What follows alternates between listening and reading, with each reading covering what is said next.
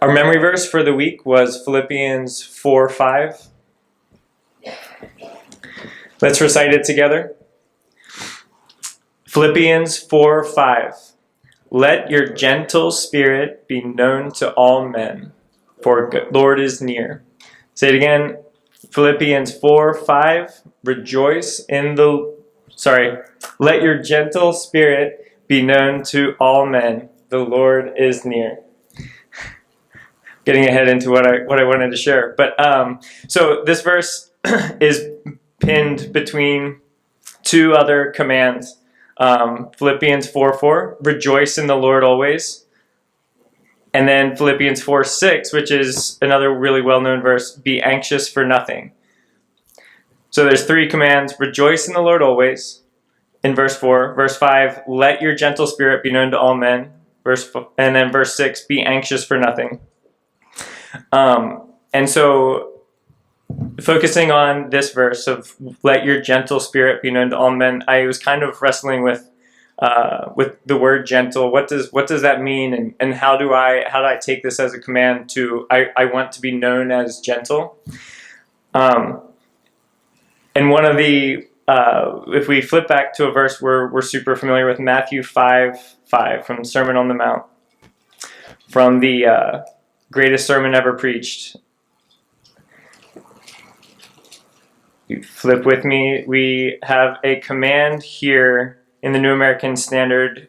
Says, "Blessed are the gentle, for they shall inherit the earth." But in my margin, I have a little footnote that says, "Hey, this word is a little different. It stands for a few different things." And if you look down, that word gentle can stand for both meek or humble. So if we're getting to this point here of, if I were to go back to use the word humble in this verse, let your humble spirit be known to all men.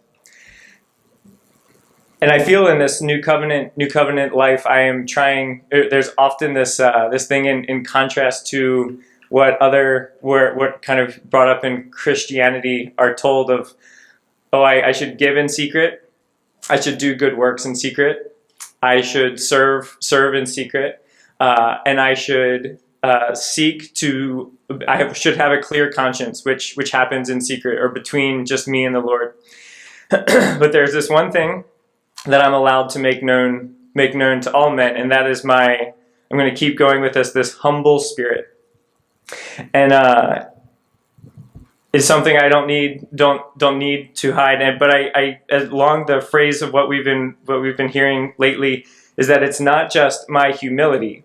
I don't just want my humility to be known amongst all men, because in that way I can just always put myself down or kind of highlight how my humility and show that I want my actual spirit to be humble. I want my humble spirit to be known, not my humility. So in order to make my humble spirit known, I need to first have a humble spirit. So there's this key question, I think, in following Jesus and walking with him. How do I get a humble spirit? I want a humble spirit. I see this as key to walking with the Lord in a new covenant way, where he fills me with his spirit and he uses me in wherever he has planted me in the world to grow his kingdom. But I want to a humble spirit, sincerely, authentically inside of me, that the Lord sees also, that, hey, this man, this woman, he has a humble spirit. It is truly, he's truly looking out for others to make them more important than himself. And the way to do that is the second half of this verse. The Lord is near, right? As has been taught many times, the fear of God is what creates, what humbles us. As we sang this morning, in both of the ending songs, is like, the Lord is still on the throne.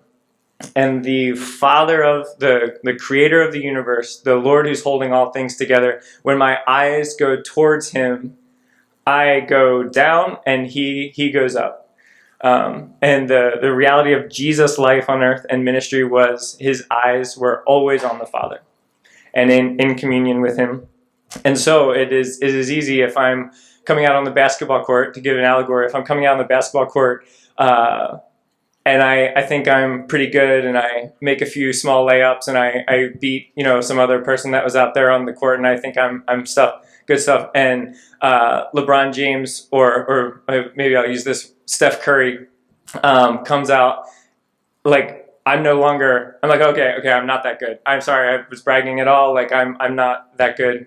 Again, when you compare yourself to the proper comparison, humility automatically happens. So if I want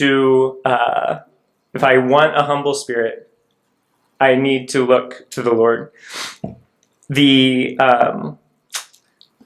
one other verse that kind of came to mind about how to have a humble spirit, 2 Corinthians 12, which is one is another well-known verse. Verse 9, at the end, the second half of verse 9. Most gladly, therefore, I will rather boast about my weaknesses, so that the power of Christ may dwell in me. So if the outcome of me boasting about my weaknesses, knowing that I am nothing and Christ is everything, the work he does in me and through me is only what value I give to the Lord, that the way I get there is to boast about my weaknesses, that I am incapable to please the Lord in my giving, in my serving, in my living, without him, without the power of Christ working through me. So again, Paul mentions here that I will rather boast about my weaknesses, and to be content with weakness, insults, distresses, persecutions, difficulties, because when I am weak, then the power of Christ dwells in me, as it says in verse 9. So that's all I had to share. In summary, is letting your gentle spirit be known to all men, letting your humble spirit. We need humble spirits.